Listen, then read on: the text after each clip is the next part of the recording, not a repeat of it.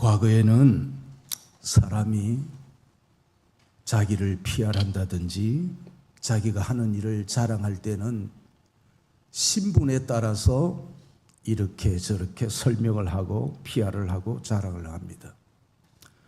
그러나 오늘날 현대는 신분에 따라서 PR을 하거나 자랑하는 것보다는 실력이 있느냐 없느냐, 실력에 따라서 자랑하고 PR하는 시대로 바뀌어졌습니다. 오늘 본문 내용에서 내가 복음을 부끄러워하지 아니하노니, 저는 이 말을 조금 바꿨어요. 바울이 복음을 부끄러워하지 않고 도리어 적극적으로 자랑하는 이유가 뭘까? 라는 쪽으로 제목을 바꾸면서 말씀을 한번 전해보려고 합니다. 바울이 이 로마서를 기록할 때에 그 당시의 배경을 보면 세계가 로마로 통한다라고 했을 때 로마의 교육, 정치, 문화, 건축물, 군사력은 세계적이었지요. 압도적입니다. 그러니 로마의 시민권만 갖고 있어도 굉장하지요. 자랑할 만합니다.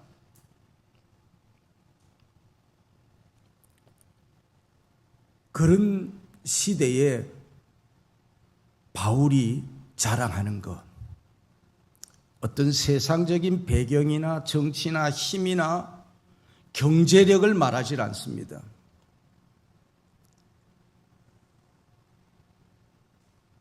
유대 나사렛에서 한 촌에서 일어났던 사건, 하나님의 아들이라는 예수 그리스도가 십자가에 못 박혀서 죽었다가 3일 만에 다시 살아난 사건, 유대인들에게도 그렇게 썩 좋은 평을 받지 못하는 그분을 그는 자랑을 한다라는 겁니다. 당신이 자랑하는 것, 그거 결코 많은 사람들이 공감할 수 있는 그런 부분이 아닙니다. 그런데 그는 그 시대에 당당하게 내가 복음을 자랑하는 이유가 있다, 그 이유에 대해서 PR을 하고 자랑을 하고 자기의 소신을 밝히고 있습니다. 그는 이 서신을 로마에 보낼 때에도 이런 이야기를 합니다. 헬라 사람들은 지혜를 찾고 유대인들은 표적을 구하나 우리는 십자가에 못 박히신 예수 그리스도를 전한다. 헬라인들에게는 거리끼고 유대인들에게는 미련하게 보이지만은 구원을 얻는 우리에게는 하나님의 능력이요 지혜니라. 오늘 우리가 복음을 부끄러워하지 않고 자랑하는 이유는 내가 예수 그리스도의 증인이자 제자이기 때문에, 내 속에서 부글부글 끓어오르는 이 성령의 놀라운 역사와 하나님의 은혜 때문에 나는 그리스도를 자랑하면서 그리스도께서 보여주신 그런 삶을 나는 닮아간다. 이게 바로 교회고 오늘날 성도인 줄로 믿습니다. 사도 바울도 복음을 부끄러워하지 않고 자랑하는 이유를 오늘 본문에서 설명을 하고 있는데, 특별히 로마서는 교리 서신으로 내가 자랑하고 내가 PR하는 그 예수 그리스도를 나는 믿음으로 말미암아 구원을 얻었다라는 것을 복음의 핵심으로 정하고 성도들을 가르치고 성도들에게 또 격려도 하고 뿐만 아니라 나는 이 사명을 위해서 로마를 통해서 스바나까지, 오늘날의 이 스페인까지 내가 복음을 전하기를 원한다. 여러분 중에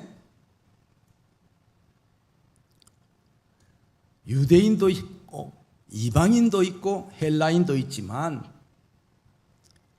로마 교회는 자생적으로 생겨진 교회이기 때문에 민족 간의 약간의 갈등과 이념들이 좀 다른 부분들이 있었어요. 그런 그 분쟁이 있거든요.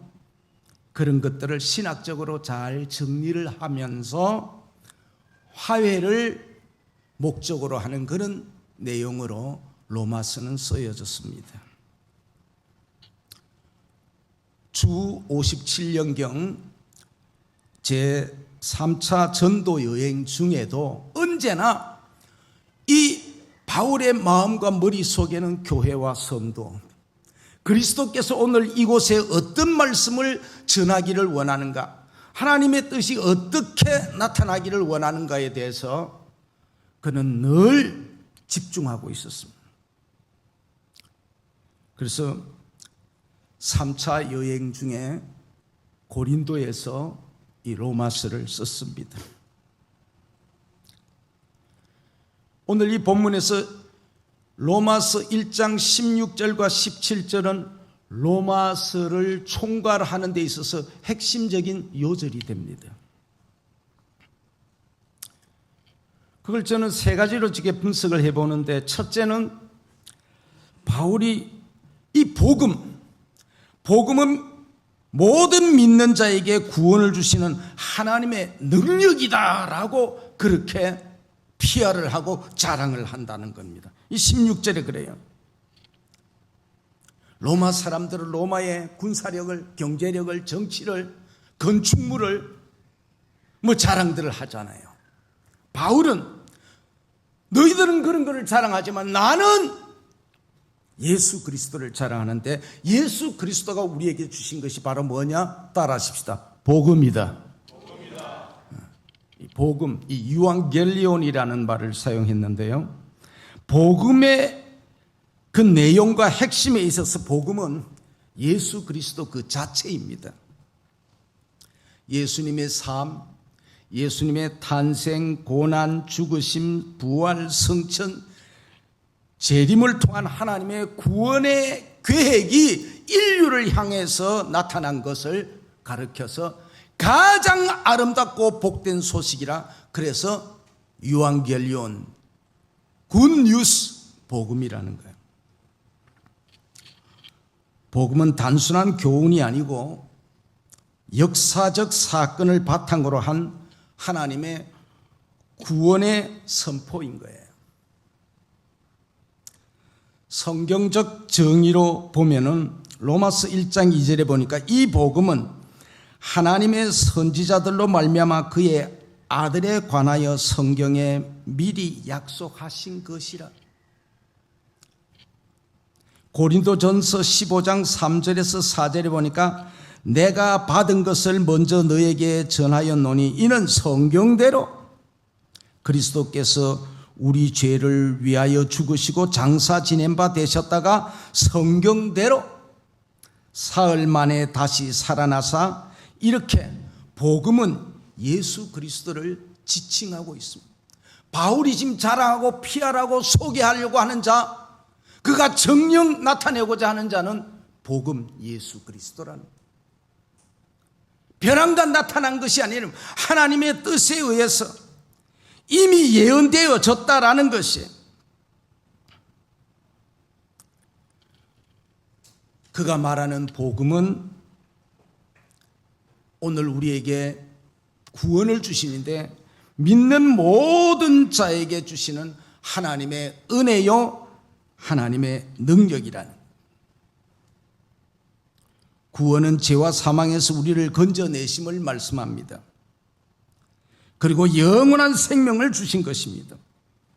이것은 전적으로 하나님의 능력이라고 그렇게 말씀합니다.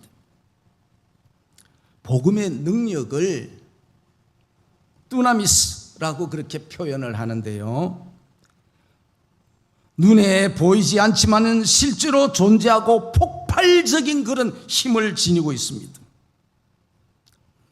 복음의 능력은 전류와 같아서 항상 흐르지만 믿음이란 스위치를 작동해야 불이 켜집니다. 믿음이 작동될 때 하나님의 능력이 드러나고 구원이 임하는 겁니다. 복음을 우리가 부끄러워할 것이 아니라 믿음으로 드러내는 삶입니다. 말과 행동이 달라지고 신앙을 생활 속에서 드러낼 뿐 아니라 자랑하는 거예요. 그럴 때 하나님의 능력이 내 속에서 역사를 하는 거죠. 그림을 그리고 만들어내고 계획을 발표하고 개발하고 밀어붙인단 말이에요. 하나님의 능력으로 구원받게 된 이 믿음을 우리가 자랑해야 된다라는 거예요. 그래야 하나님의 능력이 역사한다라는 거죠.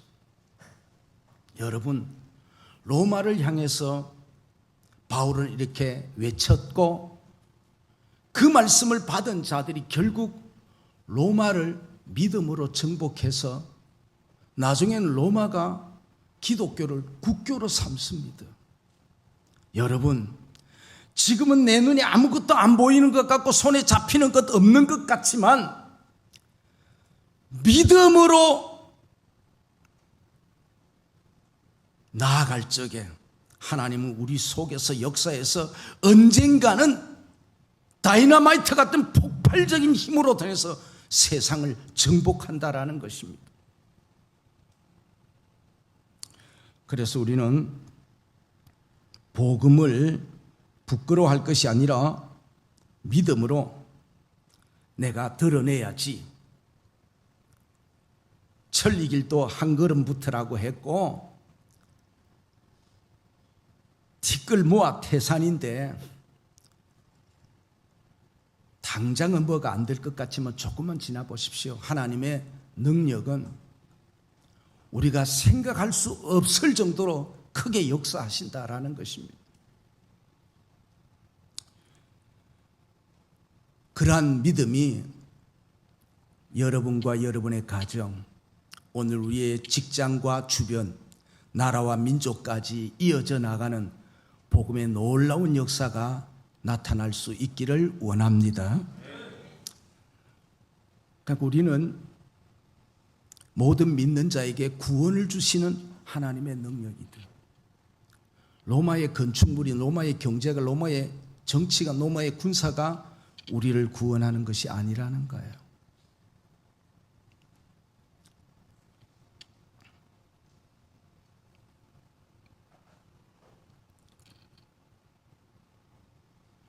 시대를 통하여서 하나님은 인류에게 증거되어지는 인간의 메시지들이 너무나도 많이 탈선하고 이탈을 많이 했어요.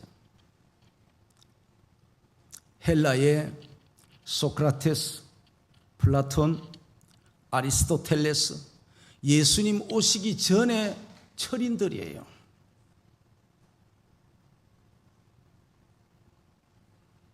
그들이 인류의 구원에 대해서 이야기했지만 참된 구원을 말했나요?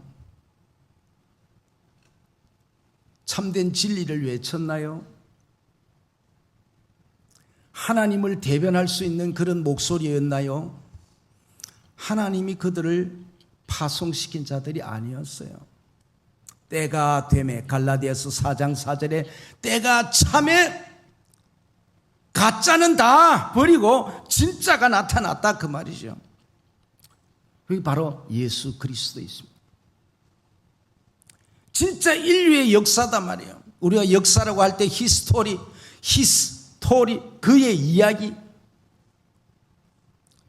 진정한 역사가 뭐냐 이 말이에요. 예수 그리스도 아니에요. 그래서 저는 옛날 성경을 더 좋아합니다. 마태복음 1장 1절, 아브라함과 다윗의 자손 예수 그리스도의 세계라. 저는 그걸 좋아합니다. 오늘 이 시대는 예수 그리스도의 세계라는 거예요. 역사의 주인공이 누구냐 이 말이에요. 히스토리를 깊이 이해해보자 이 말이에요. 바로 예수 그리스도이시다. 천지를 창조하신 분이 바로 누구시냐 이 말이에요. 성부, 성자, 성령 삼일체 하나님 아니십니까? 다른 거 개입할 필요가 없어요. 이 복음 16절 하반절에 보면은 바울 사도께서 말씀하신 복음의 범위가 어디까지냐? 첫째는 유대인에게요 또한 헬라인에게도 알아, 그렇게 말씀했잖아요. 이 말은 유대인과 이방인을 말하고 있습니다. 여기에는 단지 인종만을 말하지 않고 정치, 경제, 문화, 역사, 종교, 철학, 교육, 윤리 모든 것을 다 포함하고 국경을 뛰어넘고 사상과 이념의 벽을 넘어서 시간과 공간까지도 초월한다는 것입니다. 복음의 범위가 이렇게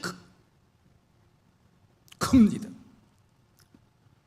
과거와 현재와 미래를 다 포함해서 예루살렘에서 땅끝까지 모든 족속을 의미합니다. 주님께서 복음 전도의 대사명을 교회에 주셨는데 우리가 마태복음 28장 19절에 너희는 모든 족속을 제자로 삼아 아버지와 아들과 성령의 이름으로 세례를 주고 내가 분부한 모든 것을 가르쳐 지키게 하라. 이게 교회가 받은 대사명이에요.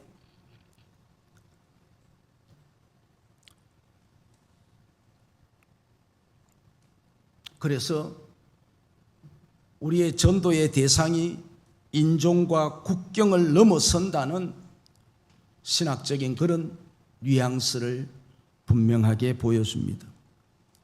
선교의 지리적인 범위도 사도행전 1장 8절에 성령이 너희에게 임하시면 너희가 권능을 받고 예루살렘과 유대와 사마리아와 땅끝까지 이르러 내 증인이 되리라. 땅끝까지는 복음이 전 세계로 확장되어야 함을 강조하고 전도의 범위가 국경을 넘어선다는 그런 신학적인 뉘앙스를 말씀하고 있는 거예요. 이 놀라운 사명을 전파하기 위해서 그는 로마를 바라보면서 기독교가 세계적인 종교가 되어야 된다라는 그런 꿈을 갖게 됐던 것이죠. 그런 비전을 갖게 된 것입니다. 우리가 사랑하고 우리가 존경하고 우리의 생명을 다 바치고 우리의 영혼의 목회자인 예수 그리스도를 우리는 어떻게 PR하고 자랑해야 될 것인가?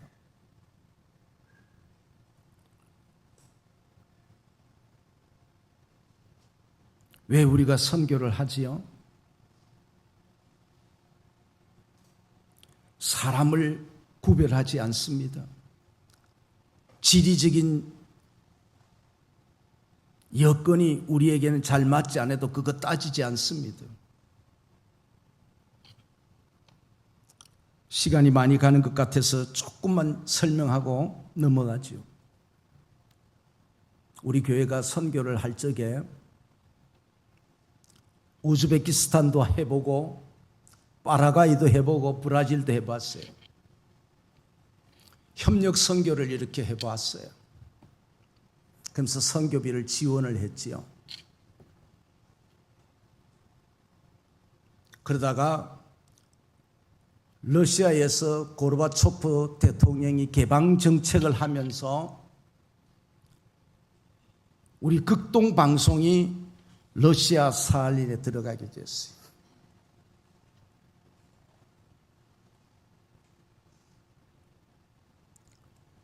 그때에 강제 징집되어졌던 자들이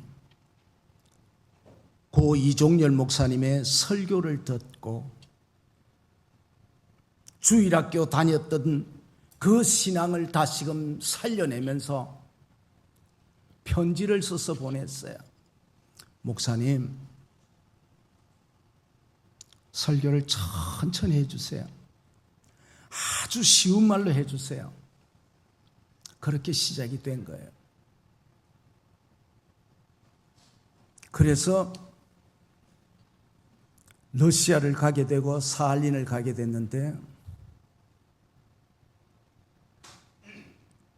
그들을 만나는데 러시아의 KGB들이 전부 다 일일이 그 가정집들을 찾아주셨어요.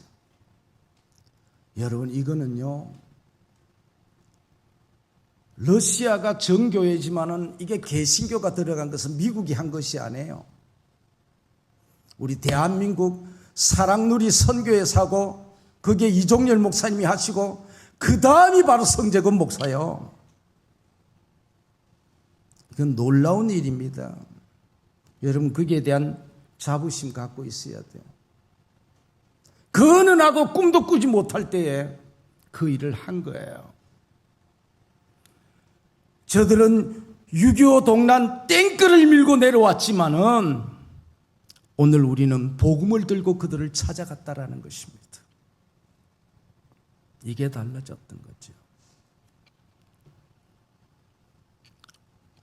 복음은요, 저는 러시아 말을 할 줄 모르지만 통역관을 통해서 전달하는데 그리스도의 말씀이 그들의 가슴을 울립니다. 파고듭니다.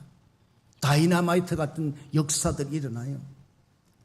사할린에서 제일 북단이 보로나이스인데 거기 가서 제가 집회를 했을 때에 한 교인이 딱 일어나서 앞으로 나오는데 저를 보고 그래요. 하나님이 보내주신 천사이십니다.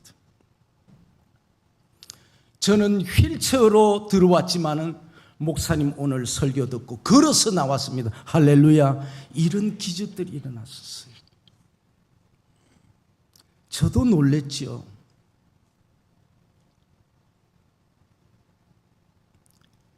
복음에는 하나님의 능력이 있어서 구원의 역사가 때로는 우리의 눈으로 손으로 잡을 수 있도록 또 하시더란 말이에요.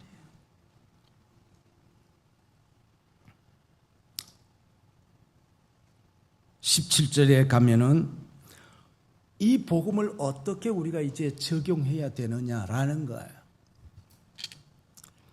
믿음으로 믿음에 이르도록 하나님의 의가 이끄시고 역사하사 오직 믿음으로 의인 되게 하시고 믿음의 정표는 믿음으로 말미암아 산다라는 겁니다.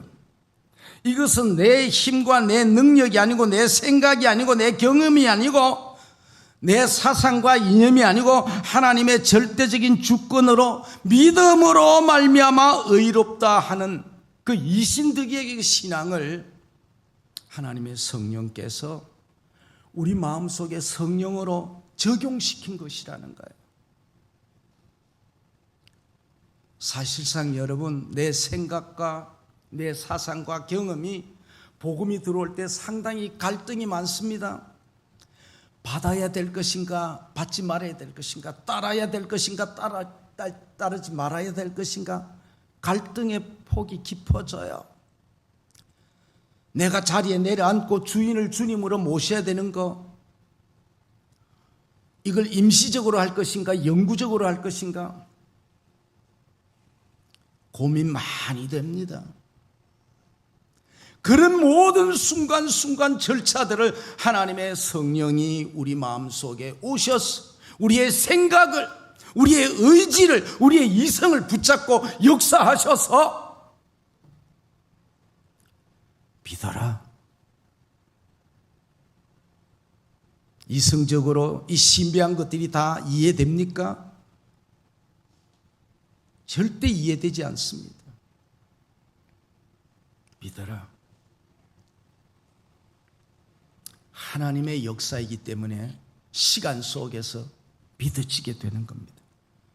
그게 고마운 것은, 내가 그렇게 되어지는 것은 하나님의 성령이 나를 사랑하셔서, 하나님이 나를 사랑하셔서 당신의 영을 부어주셔서 내 마음을 감동시키고 있다라는 사실입니다. 그것이 지식에도, 감정에도, 의지에도 파고든다면 운동력이 있어서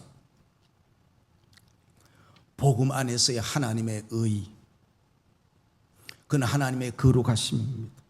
하나님의 정의와 의로움을 말합니다. 우리는 본래 하나님 앞에 설 수 없는 존재지만 믿음을 통해서 의롭게 되었습니다. 복음을 믿음으로 받아들이면 우리는 우리 주님과 함께 거룩한 삶으로 초대가 되는 겁니다. 그러면서 성경을 통해서 그리스도를 보게 되고 구경하게 되고 좋아지게 되고 마음이 움직이고 공감을 일으키고 두 발 따르던 것이 세 발, 그러더니 쭉쭉 자꾸 따라간단 말이에요. 어제도 따라가고 오늘도 따라가고 내일도 따라가겠다는 겁니다. 이러면서 믿음으로 믿음에 이르게 하는 믿음의 여정이 우리 가운데 일어나는 겁니다. 옛날에는 내 생각으로 모든 것을 시작을 했지만은 이제는 주의 말씀, 이제는 기도로, 과정도 믿음, 끝도 믿음. 믿음은 구원의 전 과정을 통해서 작동을 합니다. 어떤 환난과 위기 상황 속에서도 믿음을 끝까지 붙들어야 합니다. 바울은 빌립보서 1장 29절에서 이런 말을 합니다. 그리스도를 위해서 너에게 은혜를 주신 것은 그를 믿을 뿐만 아니라 고난도 함께 받기 위함이라 그랬어요. 우리가 그리스도를 닮아가는데 적지 않은 고난이 있습니다. 자식들이 부모를 닮아가는데 다 좋은 이야기만 듣는 거 아니에요. 키가 작다는 등, 얼굴이 너무 크다는 등, 뭐 다리가 짧다는 등, 뭐 이런저런 그 유전적인 이야기들 많이 하잖아요. 좋은 이야기도 있지만 그렇지 못한 이야기.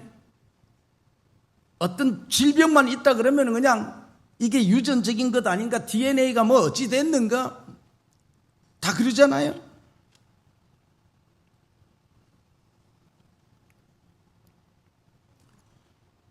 믿음으로 믿음에 이르게 하기 때문에 어떤 어려운 문제가 있어도, 전에는 내 방법으로 해결을 하려고 했지만 이제는 주 방법을 찾는다라는 것.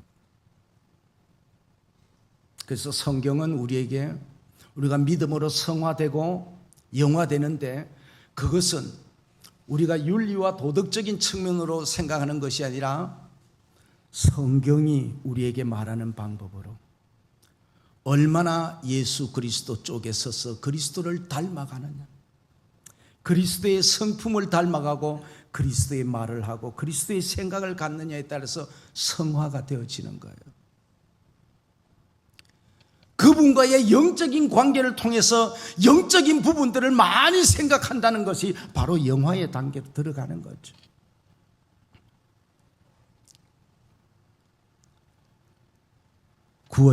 구원은 바로 죄 사함뿐만 아니라 하나님과의 화해입니다.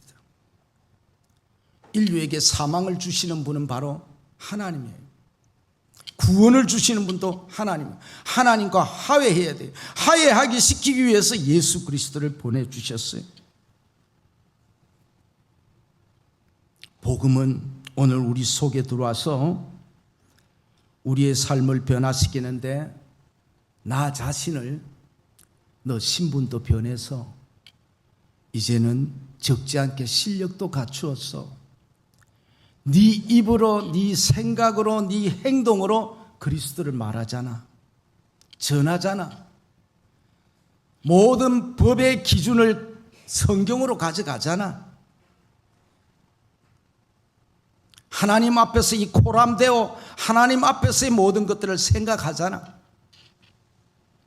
이러한 것들이 나 자신에게 반응을 일으키고 가정과 공동체에 좋은 영향을 줍니다.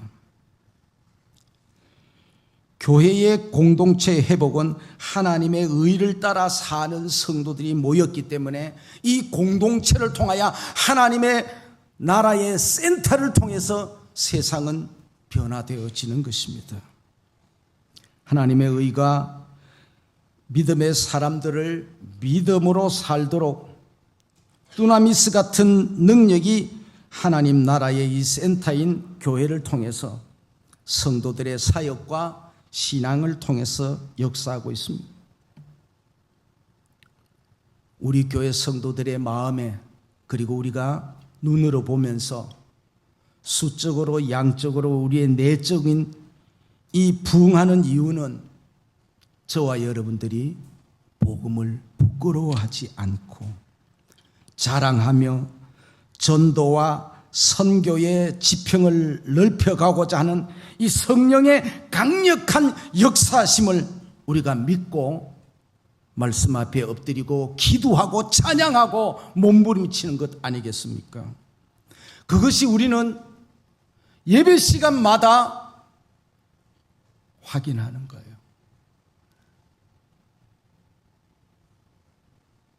찬양을 리드하는 분들의 얼굴과 제스처를 보십시오. 저들의 마음속에 복음이 없다면, 예수가 없다면 절대로 이 앞에 그냥 서지를 못합니다. 그런 제스처를, 그런 얼굴의 표정을, 그 은혜의 느낌을 표현할 수가 없어요. 근데 그렇게 하잖아요. 그걸 우리는 보고 함께 기뻐하고 즐거워하고 감사하면서 같이 공동체로 하나님의 나라를 세워나가고 주의 사역에 우리가 동참하고 있다는 것, 이게 바로 성령의 역사심인 줄로 믿고 우리의 지평을 넓혀가는 줄로 믿습니다.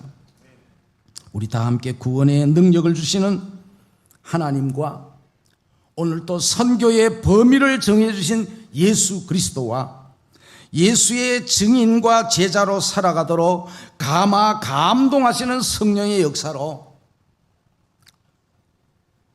가는 선교사, 보내는 선교사, 우리의 지평을 넓혀가는 우리 한길교회 성도들 되기를 주의 이름으로 축원합니다.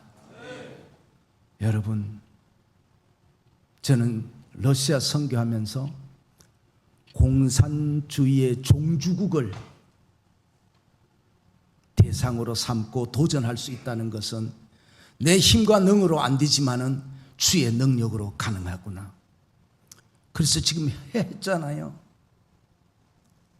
사할린이 엄청나게.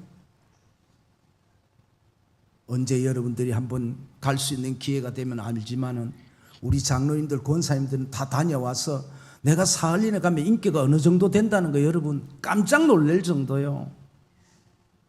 나 대부야 완전히. 이게 바로 뭡니까? 복음이야. 내가 예수를 전하고 예수를 자랑했기에 이렇게 된 겁니다. 오늘 우리 교회가 이와 같은 마음을 가지고 우리의 지평을 넓혀 나가는 그런 선교의 교회가 되어지는 놀라운 은혜가 우리 교회 위에 충만하게 임하기를 원합니다. 기도합니다.